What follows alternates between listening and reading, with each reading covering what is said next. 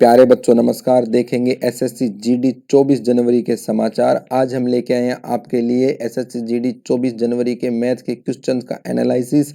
किस चैप्टर से कितने क्वेश्चन पूछे गए हैं उसका सटीक निष्कर्ष आपके सामने। केवल यूट्यूब का एकमात्र चैनल जो देता है 100% सटीक विश्लेषण। अगर आप चैनल पे नए हैं, चैनल को लाइक एवं सब्सक्राइब जरूर कर दें, बेल आइकन को प्रेस कर दें ताकि आप रहें सबसे आगे और आप ले एसएससी में 100% सिलेक्शन।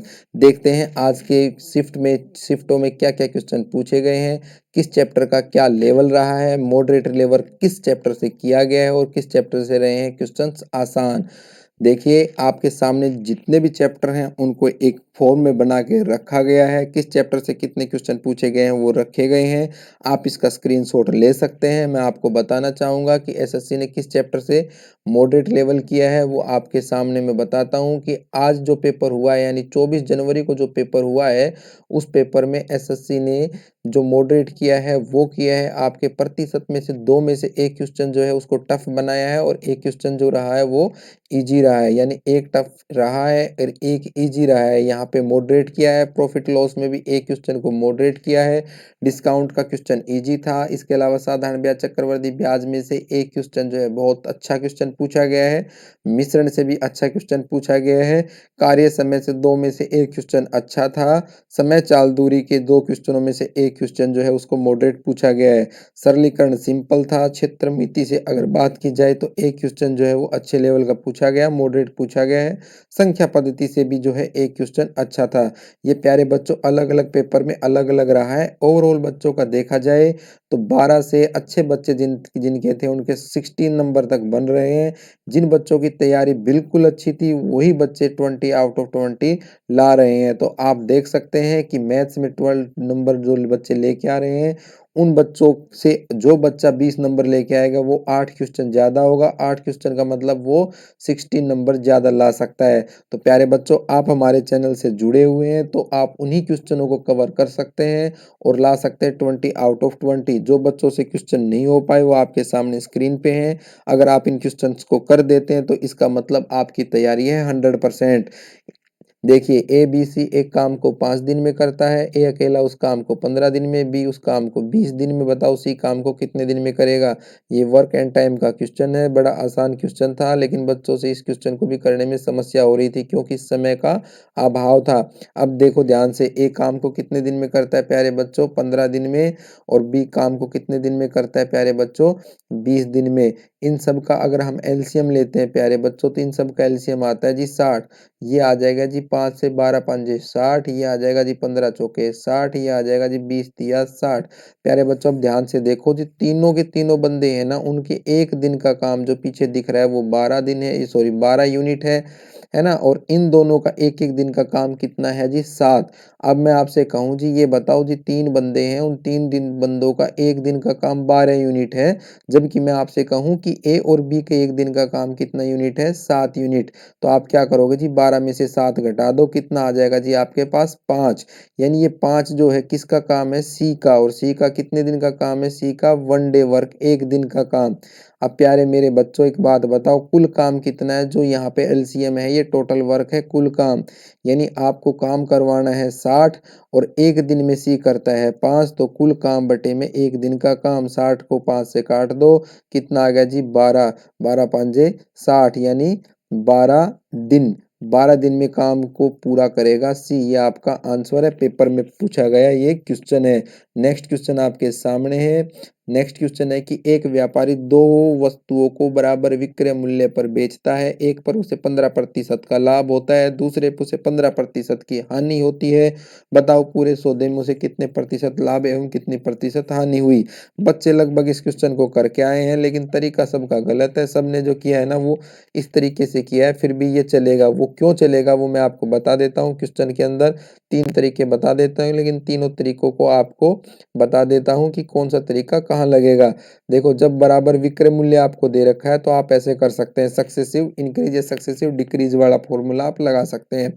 अब देखो यहाँ पे कह रहा है जी 15%, एक पे लाभ, तो आप बोलोगे जी 15% लाभ हो गया, घाटा होता है उसको माइनस में कर देंगे यानी हानि को माइनस में, प्लस माइनस माइनस, इंटू में 15 इंटू 15 डिवाइडेड बाई 100। कितना आ गया प्यारे बच्चों, ये आ गया जी 15 से 15 कट गया, 15 15 225, 225/100, 225/100 कितना आ जाएगा 2.25% क्या आ जाएगा यहाँ पे लॉस। ये बच्चे यहाँ पे कितना आ जाएगा जी 2.25% लॉस। आप इसको ऐसे भी कर सकते थे इसको, लेकिन ऐसे तभी कर पाओगे आप जब इसके अंदर क्या दे रखा हो प्यारे बच्चों, इसके अंदर जब आपका विक्रय मूल्य समान दे रखा हो। अब नेक्स्ट देखते हैं, नेक्स्ट तरीका आप कैसे कर सकते हैं। पहले इसका बेसिक समझते हैं, बेसिक क्या है, और फिर इस चीज को समझते हैं। देखो इस क्वेश्चन में कह रहा है कि जी दो चीजें हैं, एक तो है जी क्रय मूल्य सीपी और दूसरा है विक्रय मूल्य एसपी। अब इन दोनों के बीच में संबंध समझते हैं। पहले कह रहा है जी 15% लाभ पर बेचता है। 15% की अगर मैं प्रतिशत खत्म करूंगा तो प्यारे बच्चों उसको लिख सकता हूँ, कितना लिख सकता हूँ जी 3/20। कैसे खत्म करते हैं आप सबको पता है, 15/100। तो यहाँ पे आ जाएगा 3/20। प्यारे बच्चों जो नीचे रहता है ना वो हमेशा क्रय मूल्य रहता है, और जो ऊपर रहता है या तो वो लाभ होगा तो लाभ होगा, और अगर हानि दे रखी है तो आपको हानि रहेगी। यानी ऊपर की जो वैल्यू है वो लॉस या प्रॉफिट को बताती है, लाभ या हानि को बताती है। तो पहली स्थिति में कह रहा है जी 15% का लाभ हो रहा है, तो यानी 20 के ऊपर 3 का लाभ हो रहा है, तो आप बोलोगे जी 20 की चीज को कितने में बेच रहा है, वो 23 में बेच रहा है। यानी क्या हो रहा है, उसको लाभ हो रहा है 20 के ऊपर 3 का। लेकिन दूसरी स्थिति में वही चीज है, उसके ऊपर उसको हो रही है हानि, कितने की, यही हानि हो रही है। तो 20 पे 3 की हानि हो रही, कितने पे बेच रहा है जी, उसको 17 में। प्यारे बच्चों क्वेश्चन की पहली लाइन में बोला है विक्रय मूल्य समान है। यहाँ देखो विक्रय मूल्य आपको कहीं समान दिखाई दे रहा है, नहीं दिखाई दे रहा है, इसको समान कर लो। समान करने के लिए यहाँ पे 17 से गुणा कर दो, यहाँ पे 23 से गुणा कर दो। जो यहाँ पे मल्टीप्लाई किया है वही यहाँ पे मल्टीप्लाई होगा, यानी यहाँ पे 23।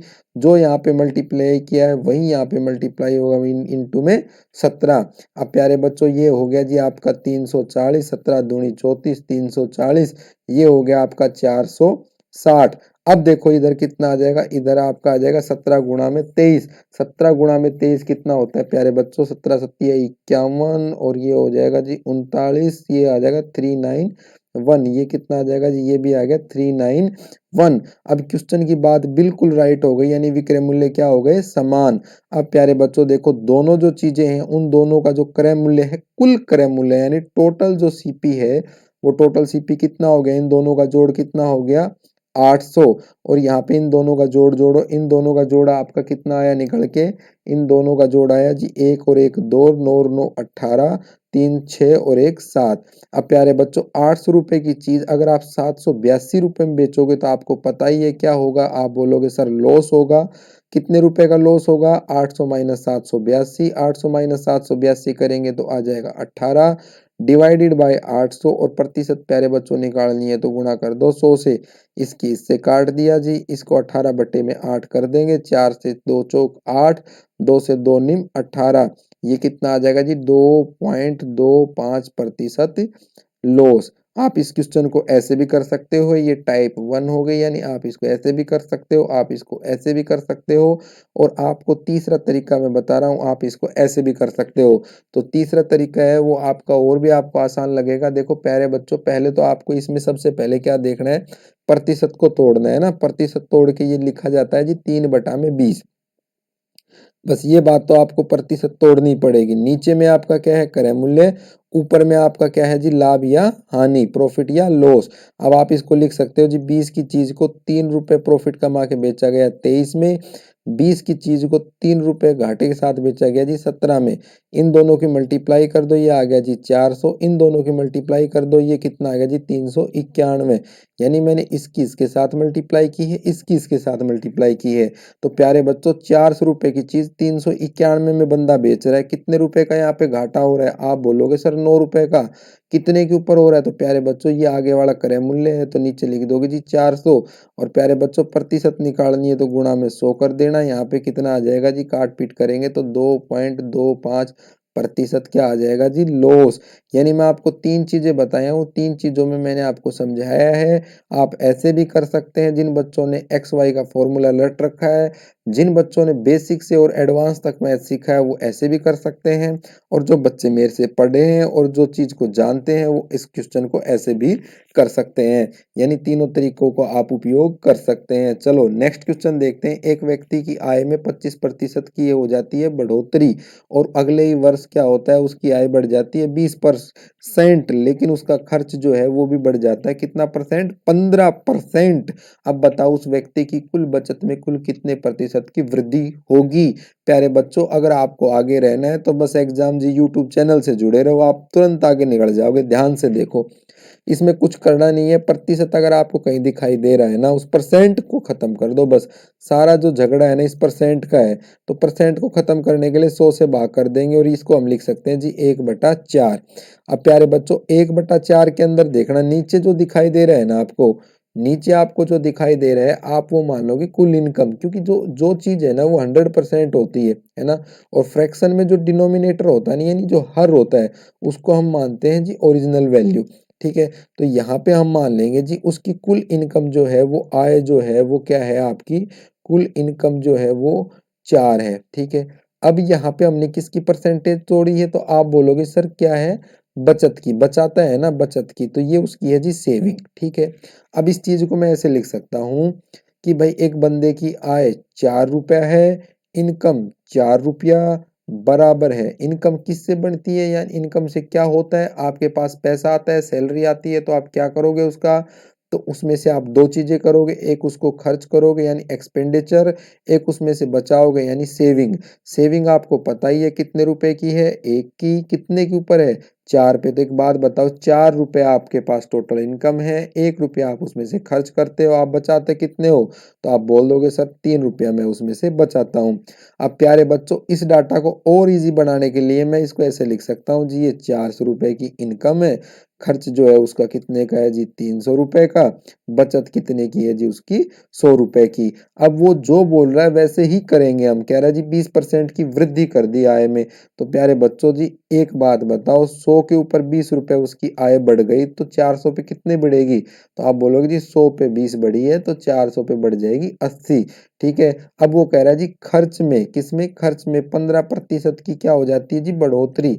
अब एक बात बताओ, यहाँ पे खर्च, तो खर्च में कितने की बढ़ोतरी कर रहा है जी वो, 15% की, यानी 100 रुपए पे 15 रुपए और खर्चा बढ़ गया, तो यानी 300 पे कितना रुपया बढ़ेगा, तो आप बोलोगे जी 45 रुपया बढ़ गया। ठीक है, अब एक बात बताओ, टोटल जो इनकम बढ़ी है वो 80 रुपया बढ़ी है ना, खर्चा कितना बढ़ गया जी 45, तो भाई यहाँ पे सेविंग कितनी होगी, तो आप बोलोगे जी 80 में से 45 घटा के लिख दूंगा, तो 80 में से 45 घटा दो, 80 में से 45 घटाया तो हमें यहाँ पे पता चला जी यहाँ पे कितनी बढ़ गई है जी सेविंग, 35 रुपया। अब प्यारे बच्चों एक बात बताओ, 100 रुपए पे सेविंग कितनी बढ़ रही है, 35। आपको बताना था कि जिस कितने प्रतिशत बचत में वृद्धि हुई, तो आप बोलोगे जी बचत में जो वृद्धि हुई है ना वो 35 की हुई है, कितने के ऊपर, प्यारे बच्चों इसके ऊपर, ये है कितना आपका 100, और परसेंट निकालनी है ना तो हमेशा 100 से गुणा कर देना, कितना आ जाएगा जी 35%। किसमें वृद्धि हुई है प्यारे बच्चों, सेविंग में वृद्धि हुई है। इससे आसान तरीका कोई नहीं होगा प्यारे बच्चों, ध्यान से समझ लो इसको। चलो नेक्स्ट क्वेश्चन एक सिंप्लीफिकेशन का था, आसान सा क्वेश्चन था, फिर भी मैं ले आया ताकि बच्चे ये कह रहे थे जी सिंप्लीफिकेशन के कैसे क्वेश्चन पूछे जा रहे हैं, तो ये प्रतिशत से रिलेटेड क्वेश्चन था। ध्यान से देखो, इसमें कुछ आपको करना नहीं है, आपको का मतलब पता है, गुणा होता है, प्रतिशत खत्म करने के लिए 100 से भाग कर देंगे, प्लस में 20, का मतलब प्यारे बच्चों मल्टीप्लीकेशन होता है, 10, प्रतिशत खत्म करने के लिए 100 से भाग कर देंगे। अब माइनस में 30, इनटू में 15, डिवाइडेड बाय, भाग का निशान है भाई 5, और ये बराबर है किसके दे रखा है प्यारे बच्चों, पी के। ठीक है, आपको इसकी पी का मान बताना है, तो आप कर नहीं सकते क्या, यहाँ पे देखो 50 से 50 दूनी 100, 50 दूनी 100 हो गया, 2 से ये कट जाएगा भाई, कितने पे कट गया, 2 तिया 6, एक 7, 2 सत्ते 14, एक 15, और 2 पंजे 10, 375। अब ये देखो प्यारे बच्चों 10 से ये कट गया, इससे ये कट गया, ये कितना आ गया 2। अब ये यहाँ पे देखो जी 30 5 तिया 15, जो कट रहा है काट दो, कुछ ज्यादा इसमें दिमाग लगाना नहीं है। ये आ गया जी आपका 375, प्लस में 2, माइनस में 90। अब आपको 375 प्लस में दो को का भागुजन यानी पहले कोष्ट का गुणा भाग जय जमा और नैन नफी आपको यूज करना है ना, बोर्ड मास का यूज आपको करना है। तो अब इसको आप घटा के बता नहीं सकते कितना आ जाएगा, तो ये आ गया जी 377 में से 90 घटाया, ये आ गया जी 287। ये किसकी वैल्यू आ जाएगी, पी की। तो ये आपके पेपर में क्वेश्चन आया था। इसमें बच्चे जो है ना जमा घटा गुणा भाग करने में भी कंफ्यूज हो जाते हैं समय के अभाव के कारण, तो पेपर को शुरू से ही सीरियस लेना। नेक्स्ट क्वेश्चन है भाई, एक दुकानदार अपनी वस्तु को अंकित मूल्य इस प्रकार निर्धारित करता है कि 10% छूट देने के बाद उसे 20% का लाभ हो।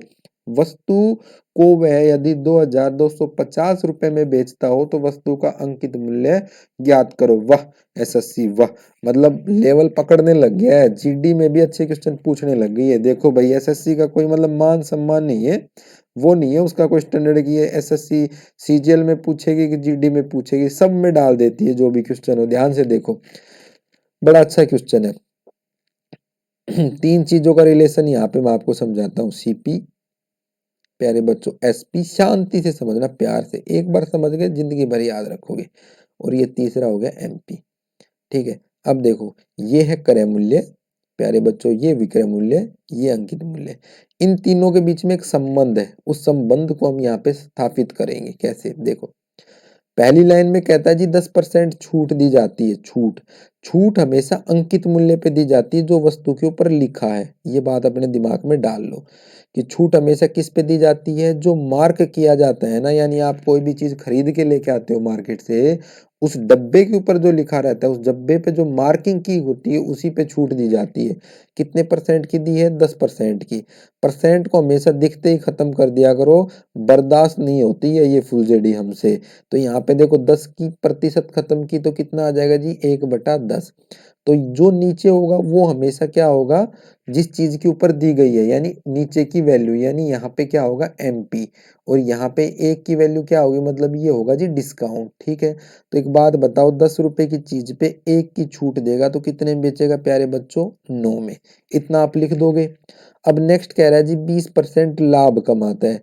तो प्यारे बच्चों लाभ और हानि जो होती है ना, प्रॉफिट और लॉस जो होता है वो उस चीज पे होता है जितने में कोई चीज बनी है। मान लो किसी बंदे ने चप्पल बनाई है, तो चप्पल बनाने में जो पैसा उसका लगा वो उसका रखेगा, उसको बोलेगा वो उसका क्रय मूल्य, यानी उसकी जो है कॉस्ट प्राइस। ठीक है, अब वो उसको मान लो बनाने में 200 रुपए लगे और उसने उसका जो कीमत है वो बढ़ा के 300 रख दी, तो वो 300 जो उसने बॉक्स के ऊपर रखा है ना, जो चप्पल के बॉक्स पे, वो होगा उसका एमपी यानी मार्केट प्राइस। दो चीज यहाँ पे आपको समझनी क्या है कि जो छूट होती है वो हमेशा मार्केट प्राइस पे दी जाती है, और जो लाभ होता है वो हमेशा किस पे होता है, कॉस्ट प्राइस पे या क्रय मूल्य पे। अब एक बात बताओ, 20% की प्रतिशत नहीं खत्म कर सकते क्या, 20/100 कितना लिख दोगे, 1/5। तो प्यारे बच्चों जो नीचे होगा ना वो आपका क्या होगा, सीपी, ऊपर जो प्रॉफिट है या लॉस है जो भी है वो ऊपर होगा। तो एक बात बताओ, 5 रुपए की चीज है, उस पे यहाँ पे 1 का प्रॉफिट कमा के बेच रहा है तो कितने में बेचेगा जी, 6 में। ठीक है, 5 की चीज को 1 रुपए का लाभ कमा के बेचेगा तो कितने में बेचेगा, 6 में। अब एक बात ध्यान से समझना, मैं यहाँ पे कह रहा हूँ जी विक्रय मूल्य कितना हो गया, 6। यहाँ पे कह रहा हूँ विक्रय मूल्य कितना हो गया, 9। तो विक्रय मूल्य तो दोनों स्थिति में बराबर होना चाहिए ना, तो उसको क्या कर लो, बराबर। बराबर कैसे करेंगे, तो प्यारे बच्चों ऐसे नंबर से मल्टीप्लाई कर दो, कैसे से भी, ये दोनों क्या हो जाए, बराबर। तो मैं यहाँ पे गुणा कर देता हूँ उसकी 9 की 2 से और 6 की 3 से। ठीक है, तो प्यारे बच्चों 9 दूनी 18 और 6 तिया 18। जो यहाँ पे मल्टीप्लाई किया है प्यारे बच्चों उसकी मल्टीप्लाई कर देंगे यहाँ पे, जो यहाँ नीचे मल्टीप्लाई किया है उसकी मल्टीप्लाई कर देंगे यहाँ पे। तो यहाँ पे आ गया जी 15, यहाँ पे आ गया जी 18, और यहाँ पे आ गया प्यारे बच्चों 20। अब ध्यान से समझना, ये 18 आपका क्या है, विक्रय मूल्य, 15 आपका क्या है यहाँ पे, क्रय मूल्य। अब 15 क्रय मूल्य होगा तो 18 विक्रय मूल्य होगा, और 20 क्या होगा उसका अंकित मूल्य। अब प्यारे बच्चों ध्यान से एक बात समझो, इसमें एक चीज आपको दे रखी है और वो क्या दे रखा है, विक्रय मूल्य। तो विक्रय मूल्य का जो मान है ना वो कितना दे रखा है आपको, वो आपको दे रखा है जी 20,250 रुपए। ठीक है। अब एक बात बताओ, आपको 18 की वैल्यू 20,250 दे रखी है, एक की वैल्यू नहीं निकाल सकते आप। एक की वैल्यू आप निकालोगे जी, इसको डिवाइड कर दो 18 से। तो आपने इसको डिवाइड कर दिया 18 से, 18 एकम 18, काट दो इसको, पूरा कटेगा। ये कट गया जी, 18 एकम 18, फिर ये बच गया उसको 2, फिर ये 18 एकम फिर 18, फिर बच गया कितना भाई आपका 2, फिर ये 18 दूनी 36, और फिर ये भाई 18 पंजे 90, 125 पे। तो एक बात बताओ, यहाँ पे एक यूनिट की वैल्यू कितने को रिप्रेजेंट कर रही है? 125 के। अगर मैं आपसे पूछूं अंकित मूल्य बताओ, तो आप अंकित मूल्य बता नहीं सकते क्या उसका? 125 से उसकी मल्टीप्लाई कर नहीं सकते, क्योंकि एक की वैल्यू एक 1125, तो 20 की वैल्यू कितनी होगी? 20 गुणा 1125, तो ये कितनी आ जाएगी? 22,500। यानी ये उस वस्तु का जो अंकित मूल्य अगर आपसे वो क्वेश्चन में पूछे, तो आप तुरंत जवाब दे दोगे जी 22,500। अगर वो कहीं नहीं नहीं मुझे अंकित मूल्य नहीं, मुझे तो क्रय मूल्य बताओ, तो आप इसकी गुणा कर देना किसके साथ? 1125 के साथ। तो 15 की 1125 के साथ गुणा कर दो, ये वस्तु का आ जाएगा लागत मूल्य या फिर क्रय मूल्य। और ये कितना आ गया जी? 16,875 रुपए। तो आप इससे तीनों चीज निकाल सकते हैं। ये इस क्वेश्चन का बेस था, मेन स्ट्रक्चर था, क्रय मूल्य, अंकित मूल्य और विक्रय मूल्य का संबंध था। अब नेक्स्ट क्वेश्चन आप देखिए, एक दुकानदार अपनी घड़ी को लागत मूल्य पर 10% घाटा देकर बेचता है दूसरे व्यक्ति को, और दूसरा व्यक्ति उसे 20% लाभ कमाकर कितने में बेच देता है जी? 20,250 रुपए में बेच देता है। वस्तु का लागत मूल्य क्या था? अब प्यारे बच्चों, जो ये दो क्वेश्चन बनाए हैं ना, ये बच्चों ने मेरे से, दो बच्चों ने अलग अलग बताया, अलग अलग भाषा में मेरे को बताया है। एक ने जो बताया वो आपको इससे पहले मैंने क्वेश्चन समझाया, वो एक दूसरे बच्चे ने जो मुझे बताया, बोले सर ऐसा क्वेश्चन आ रहा था और वो निकल नहीं रहा था, एक ने बताया जी ऐसे। ठीक है, अब दोनों क्वेश्चनों की लैंग्वेज मैंने बना के आपके सामने पुट कर दी है, तो आपके जो पेपर में आया होगा, या तो वो क्वेश्चन होगा जो आज की शिफ्ट में जो बच्चे पेपर दे के आए होंगे, या फिर ये होगा। अब देखो ये क्या कह रहा है, कह रहा है कि जी एक घड़ी थी एक दुकानदार के पास, अब हमें नहीं पता कितने की थी। वो कह रहा है जी उस वस्तु का लागत मूल्य मान लेता हूँ जी उसका सीपी, ठीक है, उसको 10% घाटे में बेचता है। 10% घाटा मतलब 100 की चीज कितने में बेची जी? 90 में। ठीक है, कितने की चीज दी? 100 की। कितने पे? 100 पे। ठीक है, फिर कह रहा है जी दूसरा व्यक्ति, ये तो पहले व्यक्ति ने हिसाब किताब करके बेच दिया। फिर कह रहा है जी दूसरा व्यक्ति 20% लाभ कमाकर बेच देता है। अब 20% लाभ जो हिसाब किताब आया, उसका 20% लाभ कमाया, यानी 120 बटा में 100। ऐसा करने के बाद जब ये सब हो गया, ऐसा करने के बाद उसने उस वस्तु को कितने रुपए में बेचा भाई प्यारे बच्चों? 20,250 में। तो आपसे पूछ रहा है, बताओ भाई वस्तु का जो आरंभिक लागत मूल्य था ना, वो कितना था? तो ये सीपी की वैल्यू आपको आपको बतानी है। तो यहाँ पे आप सीपी की वैल्यू निकाल नहीं सकते क्या? जीरो से जीरो कट गई, जो कटता है उसको काट दो, सीपी की वैल्यू आ जाएगी जी आपकी 20250, 20,250 गुणा में कितना आ जाएगा भाई? 10 बटे में 12 गुणा में 10 बटे में 9। जब इक्वल टू के उस तरफ जाते हैं ना, तो क्या हो जाता है भाई? वो वैल्यू पलट जाती है, यानी गुणा की भाग में हो जाती है, तो ये वैल्यू हो जाएंगी ऐसे। अब इसको काट दो भाई, जो कटता है 2 से 2 5 10, 2 6 12, है ना। फिर इसकी 6 से इसको काट दो, फिर इसको 9 से काट दो, 9 से कट रहा है शायद ये। 9 दूनी 18, 2 20, फिर 9 दूनी 18, 4 22, है ना। फिर 9 पंजे 45, फिर 0। अब प्यारे बच्चों इसको 6 से काट के देख लेते हैं। 2 से तो ये 2 तिया 6 और 2 पांजे 10, 3 से काटेंगे, 3 साते 21, 1 22, 3 पांजे 15, 3 0 0। 25 गुणा 750, यानी 25 गुणा 75, ये हो गया जी 1875, और पीछे एक 0। यानी वो वस्तु जो थी ना, उसका लागत मूल्य कितना था? उस वस्तु का लागत मूल्य था 18,750 रुपए। एक बच्चा बोलता है गुरुजी इंग्लिश में नहीं पढ़ाते रे महाराज, इंग्लिश हिंदी कुछ नहीं होता मैथ में। इसी चीज को आप क्या लिख सकते हो? 18,750। बताओ, इतना तो आपको हिंदी सीखनी चाहिए, मातृभाषा को फॉलो करो, अंग्रेज ना बनो। ठीक है, यानी सीपी मतलब कॉस्ट प्राइस। यहाँ पे आप देखो कितने परसेंट का जो है उसको लॉस हो रहा है, यहाँ पे 90 का, यहाँ पे कितने का प्रॉफिट हो रहा है? 20 का। जो बोला सिर्फ वही किया, कुछ अपने मन से ऐड नहीं किया, और क्वेश्चन आराम से सोल्व हो गया। बस कूल माइंड रखा करो आप पेपर के दौरान, बस। अगर आप कहीं भी फंसो तो मुझे याद कर लिया करो कि गुरुजी ने ये बोला था, विनोद सर ने ये बोला था, बस आप पार हो, आपकी गाड़ी कोई समस्या नहीं है। अब नेक्स्ट क्वेश्चन देखो। अब नेक्स्ट क्वेश्चन में कह रहा है जी 100 किलोमीटर की दूरी एक व्यक्ति 75 किलोमीटर प्रति घंटे की गति से तय करता है और x किलोमीटर प्रति घंटे की गति से वापिस आता है। वाह। तो कह रहा है जी उस पूरी यात्रा के दौरान उस व्यक्ति की जो औसत चाल है ना, वो रहती है श्रीमान 90 किलोमीटर प्रति घंटा। ठीक है, कोई समस्या नहीं है। तो आपसे कह रहा है जी x का मान क्या होगा। क्वेश्चन समझे आप? चलो नहीं समझे तो मैं समझा देता हूँ। ये समझो भाई, दो चीजें हैं, एक है जी ए बिंदु, एक है बी बिंदु। ठीक है, एक बंदा जो है ना ए से बी के बीच की दूरी दे रखी है उसने 100 किलोमीटर। ठीक है जी, यहाँ से लेके यहाँ तक की। अच्छा क्वेश्चन था भाई, है ना, 100 किलोमीटर। ठीक है, अब कह रहा है कि जो जब वो जा रहा है ना यहाँ से यहाँ, तो वो 75 की स्पीड से जा रहा है, 75 किलोमीटर प्रति घंटा। ठीक है, और जब वो यहाँ से यहाँ की तरफ आ रहा है तो वो x किलोमीटर प्रति घंटे की गति से आ रहा है। ठीक है जी, क्लियर है। आने और जाने में उसकी जो एवरेज स्पीड है, औसत जो चाल है, एवरेज जो स्पीड है वो 90 kmph है। ठीक है प्यारे बच्चों, कितनी है? 90 kmph। ठीक है, 90 kmph है। तो आप x का मान बताओ।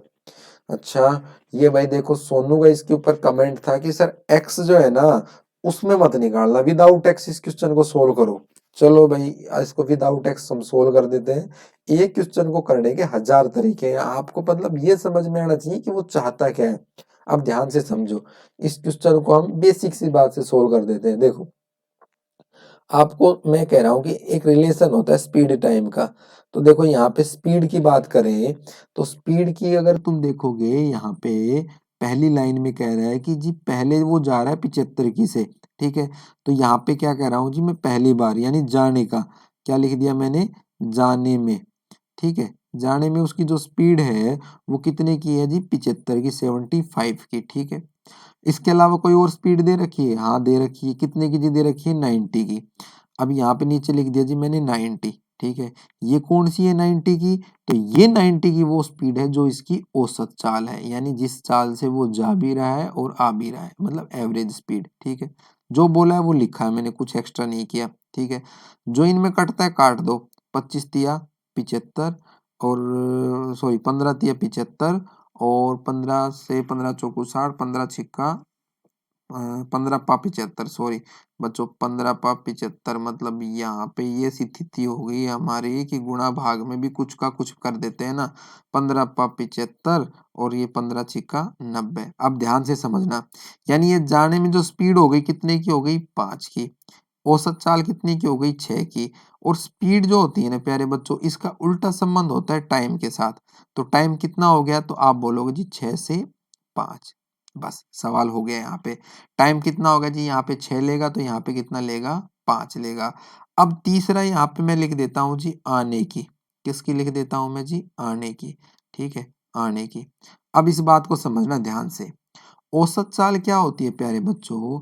औसत चाल का मतलब एक ऐसी चाल जिससे वो गया है तो भी उतना ही समय लेगा, आएगा तो भी उतना ही समय लेगा, यानी सेम स्पीड से जाएगा और सेम स्पीड से वापस आएगा। तो एक बात बताओ, यहाँ पे ये कितने घंटे में जा रहा है? यानी 5 यूनिट टाइम में जा रहा है। औसत चाल की अगर मैं बात करूं तो आप कहोगे जी ये 5 यूनिट टाइम से ही वापस आएगा। अरे आएगा कि नहीं आएगा?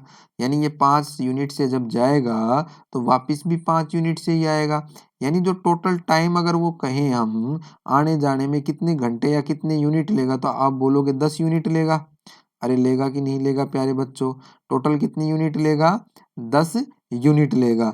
अब एक बात बताओ, इस सवाल में पहली हमने एक चीज देखी है क्या, कि ये जो बंदा है यहाँ पे ये 6 यूनिट टाइम ले लेता है केवल जाने जाने में।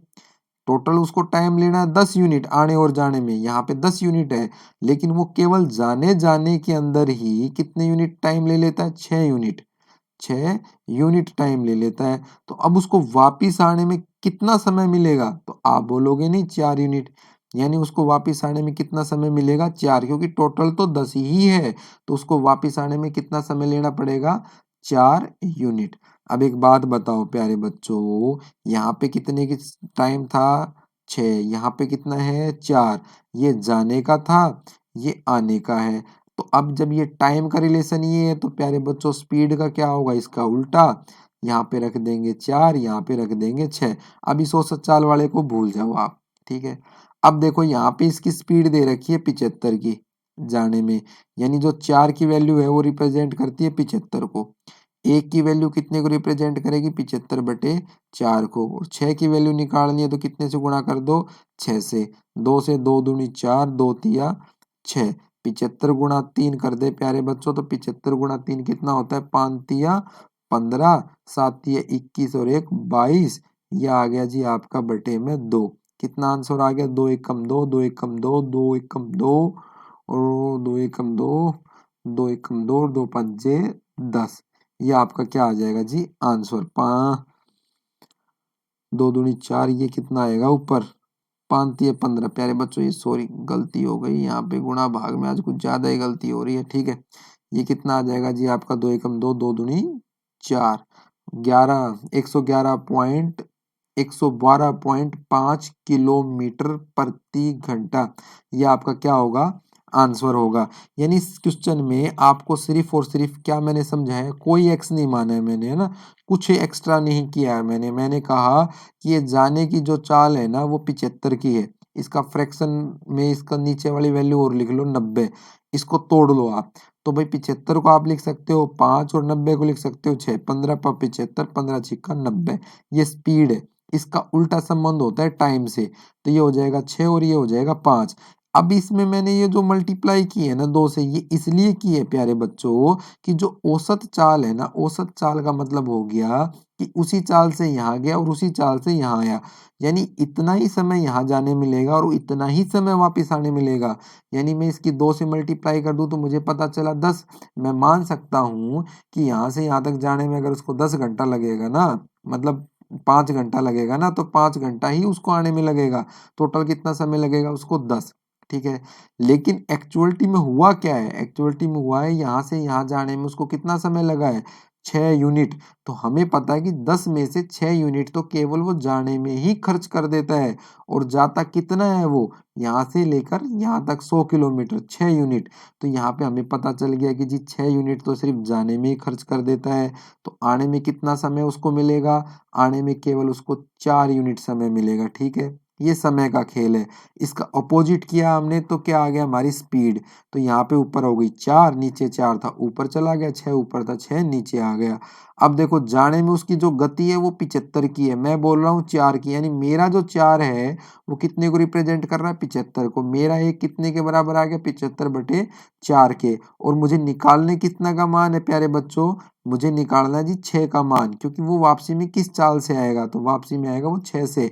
गुणा कर दो 6 से, कितना आ जाएगा आपका, 112.5 किलोमीटर प्रति घंटा आपकी क्या आ गई, चाल आ गई। इसको क्वेश्चन को प्यारे बच्चों एलिगेशन से भी कर सकते हैं, इस क्वेश्चन को आप औसत चाल से भी कर सकते हैं। नेक्स्ट वीडियो में वो 2 तरीके बता देंगे, तब तक आप इस तरीके पे काम करना। बस यहाँ पे समय और जो आपका चाल है उसके संबंध को मैंने यहाँ पे समझाया है। नेक्स्ट क्वेश्चन देखो प्यारे बच्चों, कह रहा है कि जी 8,000 रुपए की धनराशि है, चक्रवृद्धि ब्याज की किस दर से 3 साल में 9261 हो जाएगी। प्यारे बच्चों आप ये देखो ये क्या है, 3 वर्ष है और ब्याज कौन सा है, चक्रवर्ती। तो मैंने आपको समझाया था पहले की वीडियो में भी कि प्यारे बच्चों ऐसा क्वेश्चन एसएससी पूछती है और पूछेगी, और आपके आने वाले बच्चों की शिफ्टों में भी आएगी। तो जितने भी साल दे रखे हैं ना उतनी इसकी पावर कर दो रिवर्स में। तो ये हो गया जी 8,000 का घनमूल और ये हो गया जी 9261 का घनमूल। घनमूल निकालने की शॉर्ट विधि मैंने पिछली क्लास में सिखाई थी, जिस बच्चे ने नहीं देखी जरूर देख लो। विद इन सेकेंड हमें पता चल गया जी, इसका हो गया जी 20 और ये कितने का हो गया जी 21 का। और यहाँ पे कितना आ गया जी 20 से 21, तो 1/20 और प्रतिशत निकालनी है तो गुणा 100। ये कितना आ गया जी 20 से 20 पाँचे 100, कितना परसेंट आ गया जी 5% वार्षिक। कितना आ गया आपका आंसर, 5% वार्षिक। देखो प्यारे बच्चों आपको मेरी क्लास में लग रहा है कि नींद आती होगी, आएगी, 100% आएगी, क्योंकि हम यहाँ पे सीधा आपके कम समय में ज्यादा देने की कोशिश कर रहे हैं। तो आप कम समय में ज्यादा लोगे तो खुद पे कंट्रोल करो, करना पड़ेगा, क्योंकि आपको अपने आप से लड़ना होगा, तभी आप निकलेंगे सबसे आगे। कुछ आपको अपने ऊपर भी काम करना पड़ेगा, सेल्फ मोटिवेशन जो है ना वो आपको अपने अंदर डालना पड़ेगा, क्योंकि जॉब होगी तो हर चीज़ होगी। अब ध्यान से इस चीज़ को देखो, जिन बच्चों ने वो वीडियो नहीं देखी है वो प्लेलिस्ट में जाके जरूर देख ले, मैंने शॉर्ट विधि सिखाई है। अब बता देता हूँ, थोड़ा सा आपको हिंट दे देता हूँ क्या करना है। अगर आपको घनमूल निकालना है तो अंतिम 3 अंक फिक्स कर दो, है ना, अंतिम 3 फिक्स किए। 3 फिक्स करने के बाद ये देखो कि 1 किसका घन करने पे आता है, तो हमें पता है 1 की क्यूब करते हैं तो 1 आता है, तो पीछे नंबर लिख दिया हमने 1। आगे जो बचा 3 नंबर छोड़ के, वो देखो किसकी घन के बीच में आता है, तो प्यारे बच्चों 2 की अगर हम घन करते हैं तो 8 आता है, ठीक है। 3 की घन करते हैं तो 27 आता है, तो यानी ये 2 और 3 के बीच में आ रहा है, तो जो छोटा नंबर है ना उसको उठा के रख दो आगे, तो यहाँ पे आ गया जी 21। इसी प्रकार इसमें हम देखेंगे पीछे कितना दिख रहा है आपको 0, तो 0 किसकी घन करने पे आता है, 0 की पे, तो पीछे लिख दिया 0। आगे हम देखेंगे जी 8 किस किस के घन के बीच में आता है, तो जी प्यारे बच्चों 2 का घन होता है 8 और 3 का घन होता है 27। बस ये 8 और 27 के बीच में आता है, इन दोनों का छोटा नंबर, हमेशा छोटा नंबर आगे उठा के रख दिया, कितना आ गया 20। तो ये आपका आंसर आ जाएगा 5%। वार्षिक पेपर में पूछा गया क्वेश्चन है, बहुत बार पूछा जाता है। कृपया करके पिछली प्लेलिस्ट की वीडियो जरूर देख लें। अगर आप केवल केवल और केवल एग्जाम जी की वीडियो देखते हैं मैथ्स की, तो मैं कहता हूं कि गारंटी से 20 आउट ऑफ 20, आप अगर कुछ और न कर रहे हैं ना फिर भी आपके 20 में से 20 आएंगे, क्योंकि सारे क्वेश्चंस हम यहाँ पे डिस्कस कर रहे हैं हर तरीके के। अब देखो सामने एक कह रहा है कि आमने सामने से विपरीत दिशा में समान पटरियों पर दौड़ती हुई 2 ट्रेनें जिनकी गति 53 किलोमीटर प्रति घंटा एवं 73 किलोमीटर प्रति घंटा है, एक दूसरे को कितने समय में पार करेंगी, है ना, कितने समय में पार करेंगी यदि उनकी लंबाई जी ये है, ठीक है। तो प्यारे बच्चों ध्यान से समझो, एक ट्रेन ये है मान लो और दूसरी ट्रेन है जी ये, ठीक है। बड़ा आसान सा सवाल है लेकिन इस बात को समझो, ये जी ट्रेन है 195 की और ये 190 की मान लो छोटी ट्रेन, ये है जी 195 की। अब ये इस डायरेक्शन में आ रही है, ये इस डायरेक्शन में आ रही है, ऐसे क्रॉस कर रही है एक दूसरे को, ठीक है। जब ये आमने सामने आ रही है यानी एक दूसरे को क्रॉस कर रही है, यानी एक दूसरे को ये क्या करेंगी, जल्दी पार करेंगे, तो इन दोनों की चाल क्या होगी, जुड़ जाएगी। तो जो चाल होगी इन दोनों की वो कितनी हो जाएगी, यानी इनकी स्पीड कितनी हो जाएगी, तो आप बोलोगे इन दोनों की स्पीड हो जाएगी जी 53 प्लस में 73, तो 3 और 3 6, 7 और 5 12, 126 किलोमीटर प्रति घंटा। अब प्यारे बच्चों एक चीज मेरे को बताओ, यहाँ पे इनकी जो लंबाई है वो क्या होगी, दोनों की जुड़ जाएगी, क्योंकि ट्रेन एक दूसरे को पार कब समझेंगे हम, जब वो दोनों की दोनों ट्रेनें पूरी कंप्लीटली पार कर जाएं एक दूसरे को, और वो कब पार करेंगे, जब इन दोनों की जो क्या है लंबाई है वो दोनों की जुड़ जाए। तो 190 और 195 को जोड़ के आप मुझे बताओ कितना होगा, 190 प्लस में 190, तो भाई 19 दूनी 38, यानी 380 और 5 385, यानी कितनी आ गई जी, उनकी लंबाई कितनी आ गई टोटल 385। तो यहाँ पे हम लिख देंगे जी 385 मीटर उनको जो है ना डिस्टेंस ट्रेवल करनी पड़ेगी। अब प्यारे बच्चों 385 मीटर को आपको कवर करना है कितने की स्पीड से, इतने की स्पीड से, तो आप निकाल नहीं सकते क्या, 385 भाग में 126, लेकिन ये 126 किलोमीटर प्रति घंटा है, इसको मीटर पर सेकंड बनाने के लिए 5/18 से क्या कर देंगे, गुणा कर देंगे। अब काट दो जो कटता है, सीधा सीधा ये कट गया जी, 9 से 9 दूनी 18, ठीक है। अरे 9, फिर भी 9 एकम 9 और 3 12, 9 चौक 36, फिर 2 से कट गया, 2 साते 14, और ये भाई 7 से ऊपर कट गया, 7 पंजे 35 और 3 38, 7 पंजे 35, ठीक है जी। अब ये फिर इससे कट गया जी, कितने पे कट गया, 11 पे।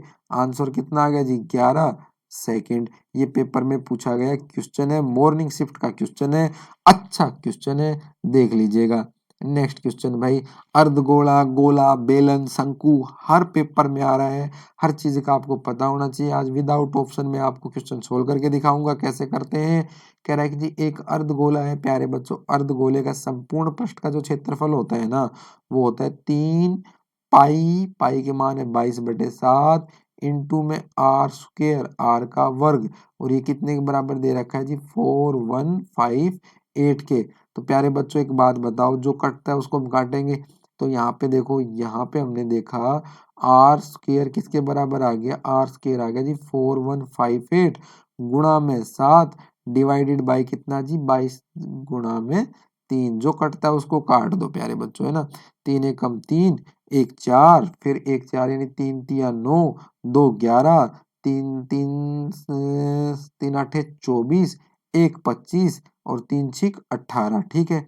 अब ये कितने से कट गया जी, सीधा सीधा 11 से काट देते हैं, 11 दूनी 22, 11 एकम 11, कितना बचा जी 2, फिर 11 दूनी 22, कितना बचा जी 6, 11 छिक 66, फिर ये कितने से कट गया जी, ये कट गया अपना 2 से, 2 छिक 12 और 2 तिया 6, ठीक है।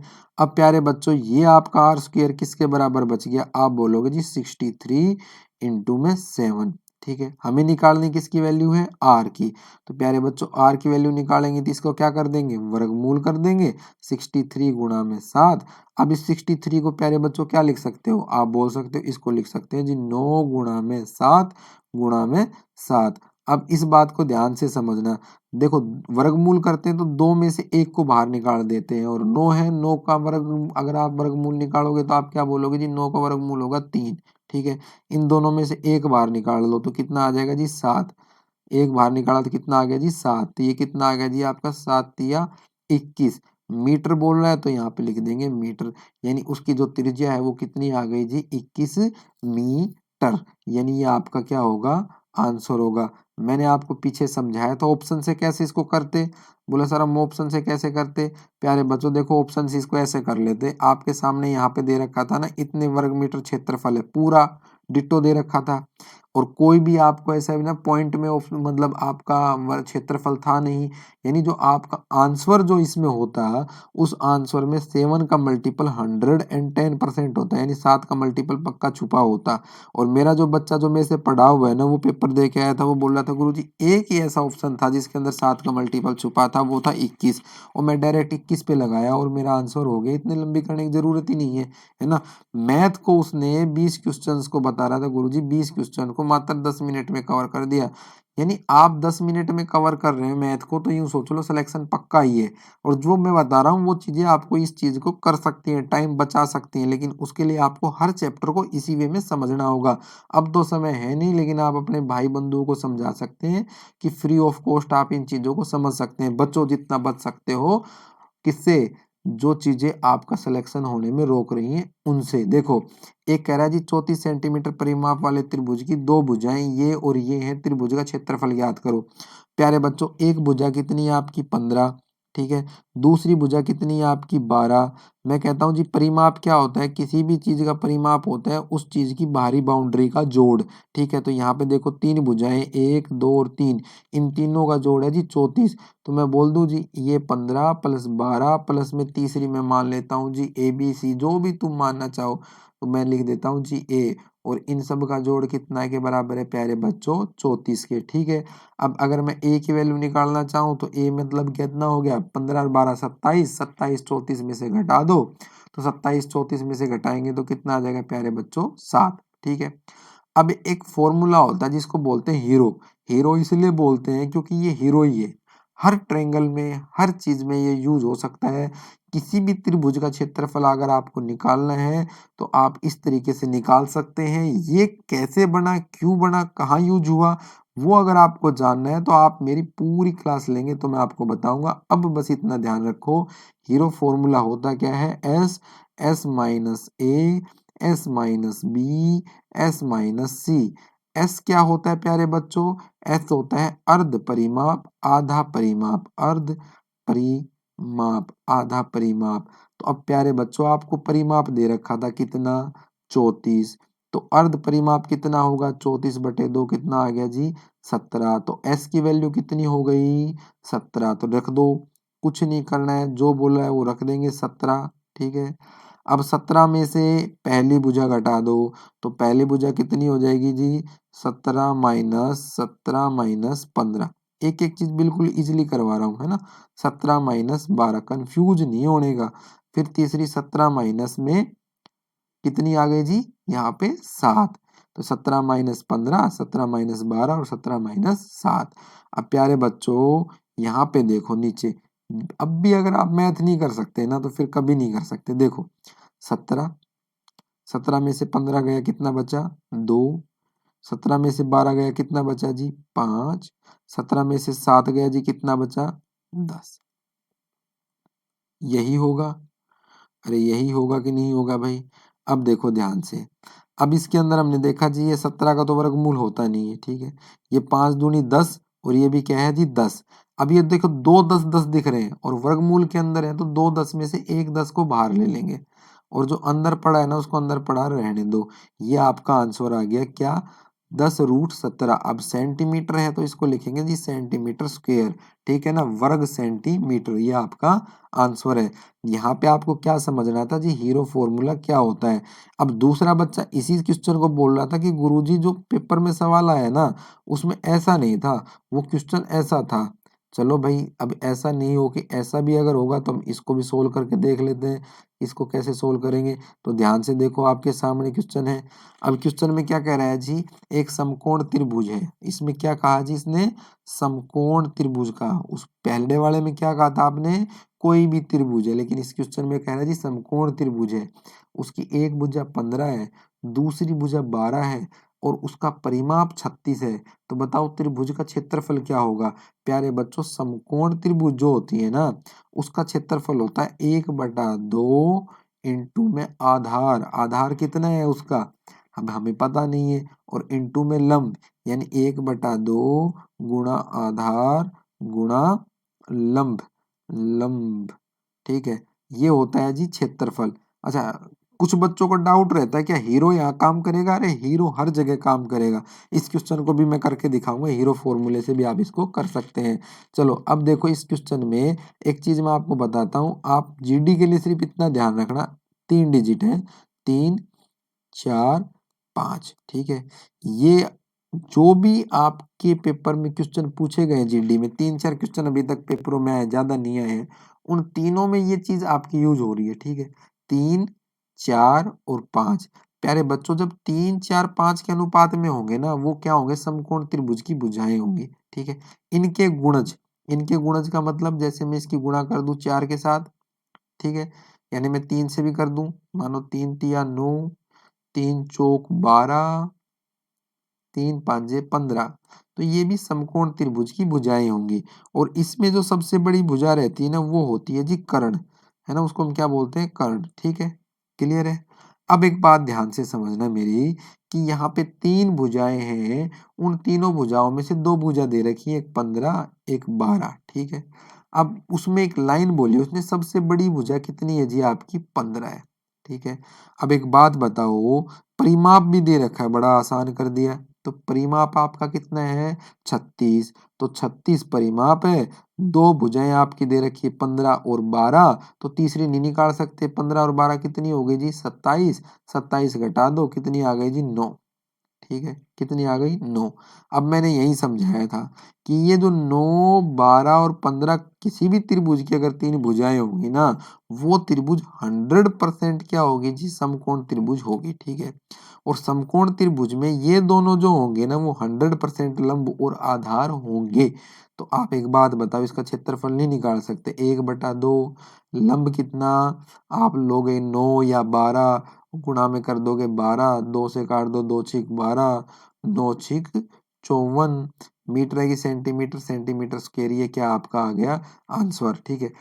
इनका कोई भी मल्टीपल होगा, ये 15 3 5 15 मुझे पता था सबसे बड़ी भुजा है, 5 तिया 15, ठीक है, ठीक है। तो यहाँ पे मैं इसकी गुणा करके 3, इसकी गुणा करके 3, तो आप इन 3 नंबरों को याद रखें, इन्हीं की कोई गुणज आपको पेपर में दिया मिलेगा। क्षेत्रफल निकालना है 1/2 इन 2 नंबर की गुणा। अब कोई बच्चा कहेगा जी इसको हीरो फार्मूला से निकाल सकते हैं, निकाल सकते हो, इसमें क्या समस्या, ये लगा दिया, सब में चलेगा क्योंकि ये हीरो है। देखो एस का मान मतलब इसका आधा, 36 का अगर आधा कितना होगा प्यारे बच्चों 18, ठीक है। पहले में 18 माइनस में कितना 9, तो मैं सीधा लिख देता हूँ 9, फिर 18 माइनस में 12 सीधा लिख देता हूँ 6, 18 माइनस में 15 सीधा लिख देता हूँ 3, ठीक है। प्यारे बच्चों अब ध्यान से देखो, ये 18 ये भी 18, मैं इसको ऐसे लिख सकता हूँ 18 गुणा 9, ठीक है प्यारे बच्चों, 18 दो हैं, इनमें से एक 18 वर्गमूल के बाहर आ गया। 9 का वर्गमूल निकालोगे तो कितना आ जाएगा 3, 18 तिये कितना आ जाएगा जी 54, और 54 क्या हो गया जी ये सेंटीमीटर स्क्वायर। ये क्या है आपका क्षेत्रफल है। दोनों स्थिति में क्या आएगा बराबर, यानी हीरो कोई भी त्रिभुज हो, समबाहु समद्विबाहु है ना, सम कैसे भी हो, अधिक कोण त्रिभुज, समकोण त्रिभुज, न्यून कोण त्रिभुज, सब पे काम करेगा। लेकिन उसके लिए तीनों भुजाओं का पता होना आवश्यक, अति आवश्यक है। ध्यान से देखो अगला क्वेश्चन। 4 धावक हैं, कितने धावक हैं 4, जो 20 किलोमीटर प्रति घंटे की गति से, सॉरी 20 किलोमीटर एक वृत्ताकार रास्ते पे दौड़ते हैं। आखिरकार पूछ ही लिया एसएससी ने, मतलब मानी नहीं। अब देखो ये बेटा वृत्ताकार रास्ता है, ठीक है। अब इस पे 4 बंदे दौड़ते हैं, ये 4 बंदे हो गए, ठीक है। पहले की गति है 20, दूसरे की 20 नहीं है भाई, इसकी जो लंबाई है वृत्त की, यानी ये जो रास्ता, जो ये ट्रैक जो है, ये track track track track track यहाँ से यहाँ तक, इसकी जो ये है क्या है, ट्रैक की लंबाई है वो 20 किलोमीटर है, ठीक है। अब जो 4 बंदे दौड़ते हैं ना, वो 4 बंदे, एक 4 की स्पीड से दौड़ता है, एक 5 की से, एक 6 की से, और एक 10 की से, ठीक है। आपको बताना है जी वो एक बार एक साथ दौड़ाए गए, जैसे चारों को खड़ा किया और कहे भी चारों के चारों बंदो दौड़ो, ठीक है, यानी सीटी बजाई गई या फिर राइफल चलाई गई, जो भी कुछ किया, और इन चारों बंदों को एक साथ दौड़ाया, कितने समय पश्चात ये फिर एक साथ दौड़ेंगे। क्वेश्चन में पूछा है कितने समय, यानी क्या पूछा है आपसे, समय, ठीक है, कितने समय पश्चात। तो प्यारे बच्चों समय क्या होता है, दूरी बटे टाइम, ठीक है। तो आप लिख दोगे दूरी कितनी दौड़ रहे हैं, 20 किलोमीटर का ही ट्रैक है 20, पहले वाले का समय अगर मैं कहूँ तो आप बोलोगे जी 20/4, ठीक है। दूसरे वालों का आप बोलोगे जी 20/5, दूसरे वाला इतना समय लेगा। तीसरा श्रीमान कितना समय लेगा, इतना समय लेगा। चौथा श्रीमान कितना लेगा जी 20/10, इतना समय लेगा। पहला श्रीमान 20/4, दूसरा 20/5, तीसरा 20/6 और चौथा 20/10। अब प्यारे बच्चों, आपको मैंने एक क्वेश्चन घंटे वाला पिछली क्लास में करवाया था, जिन्होंने नी ली वो देख लेना, ये दोनों क्वेश्चन रिपीट हो रहे हैं बार बार। तो देखो इसमें हम लेंगे भाई क्या, कौन सा समय, जो इनका क्या होगा एलसीएम होगा, यानी इन नंबर का एलसीएम। और फ्रैक्शन का एलसीएम पिछली क्लासों में सिखाया था। क्या होता है कि जो न्यूमिनेटर है, इसको काटो पीटो मत, ऐसे ही रहने दो, यानी जो आपका अंश है उसका आप क्या लोगे एलसीएम। तो 20 20 20 20 का एलसीएम कितना आ गया 20, और नीचे वालों का क्या लोगे एचसीएफ। तो प्यारे बच्चों एचसीएफ क्या होगा इसका 1, तो आपका कितना आंसर आ गया जी 20। और किलोमीटर प्रति घंटे की गति है तो यहाँ पे क्या आ जाएगा जी घंटे। अगर किलोमीटर की जगह या मीटर प्रति सेकंड की होती तो यहाँ पे आ जाता जी 20 सेकंड। तो जो भी आपका दे रखा है वो आपका यहाँ पे आ जाएगा, यानी यहाँ पे चाल किस में है, किलोमीटर प्रति घंटे में है, तो यहाँ पे क्या आएगा घंटे, यानी वो 20 घंटे बाद फिर एक साथ आएंगे। पता नहीं भाई कौन से जो धावक हैं, लेकिन वो 20 घंटे बाद फिर वापस जो है ना एक साथ दौड़ेंगे। ये क्वेश्चन का आंसर होगा।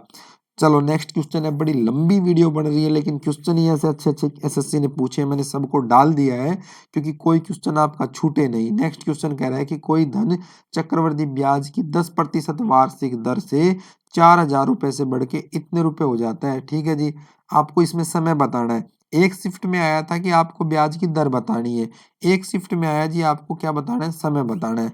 तो देखो उसके अंदर हमने दोनों को उठा लिया था, इसमें हम किसको उठाएंगे जी ब्याज की वार्षिक दर को, ठीक है।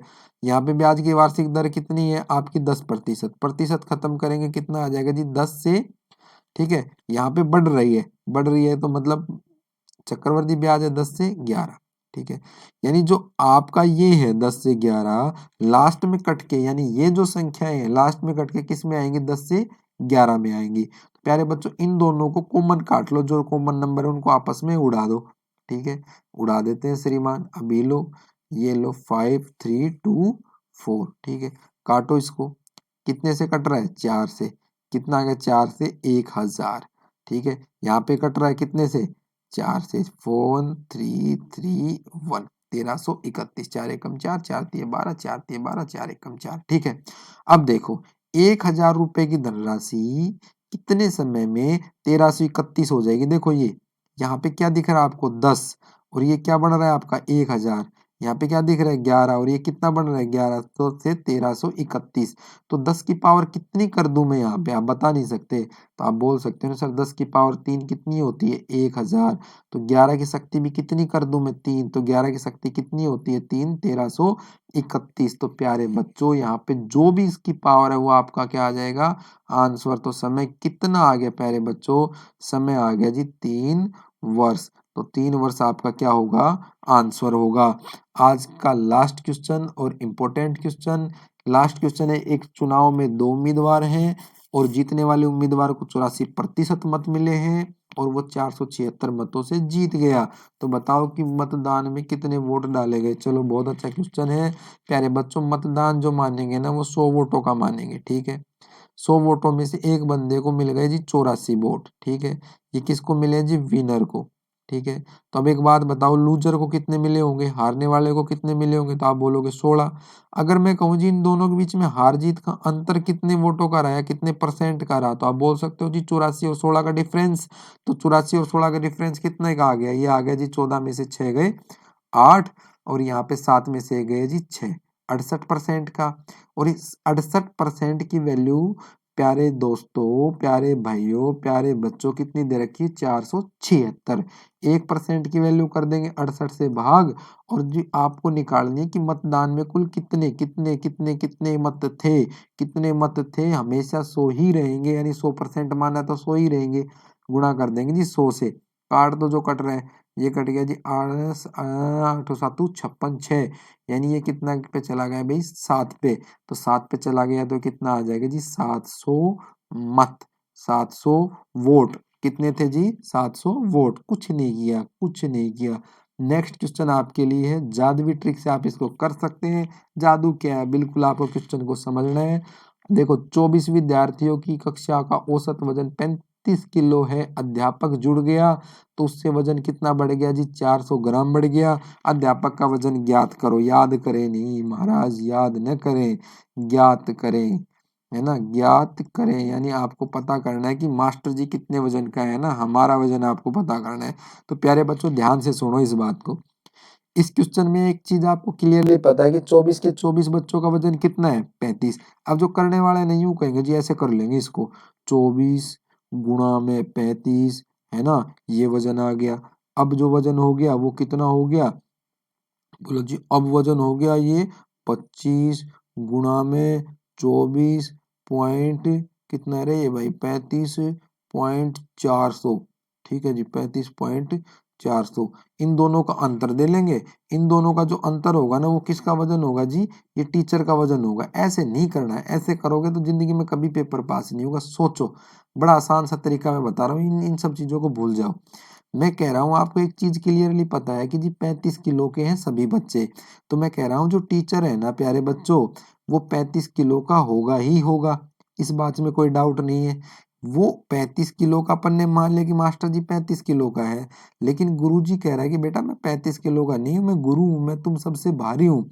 तो वो कितना भारी है, वो कह रहा है जी 400 ग्राम भारी है। लेकिन जो 400 ग्राम भारी है ना वो प्रत्येक बच्चे से भारी है। तो एक बात बताओ 24 के 24 जो बच्चे हैं, हर बच्चे को गुरुजी कितना वजन दे रहे हैं 400 ग्राम, ठीक है। और एक ये खुद का भी है, क्योंकि अब तो ये 24 तो बच्चे थे, एक खुद हो गया, तो कितने हो गए जी ये टोटल 25। यानी 25 के 25 को कितना ग्राम वजन दे रहा है 400 ग्राम। तो टोटल कितना वजन उसने बांट दिया 10 kg। यानी गुरुजी जो था उसने कितना वजन बच्चों में बांटा है, तो आप बोल दोगे जी 10 kg। तो अगर गुरुजी 10 kg न बांटता तो कितने किलो का होता, तो 25 प्लस 35 प्लस 10 कितने किलो का होता 45 kg का। पेन नहीं उठाने की जरूरत थी, बस इस चीज को समझने की जरूरत थी। आपको सिर्फ इसमें ये ध्यान रखना है कि कितना वजन बढ़ रहा है 400 ग्राम वजन बढ़ रहा है। कितने बंदों का बढ़ रहा है, तो आप पहले लिख दोगे जी, पहले था 35 सीधा उठा के, ठीक है। 24 बच्चों का बढ़ रहा है, एक मास्टर जी जुड़ गया उसका भी बढ़ेगा ही, क्योंकि उसी ने तो बढ़ाया है। टोटल कितने हो गए 25।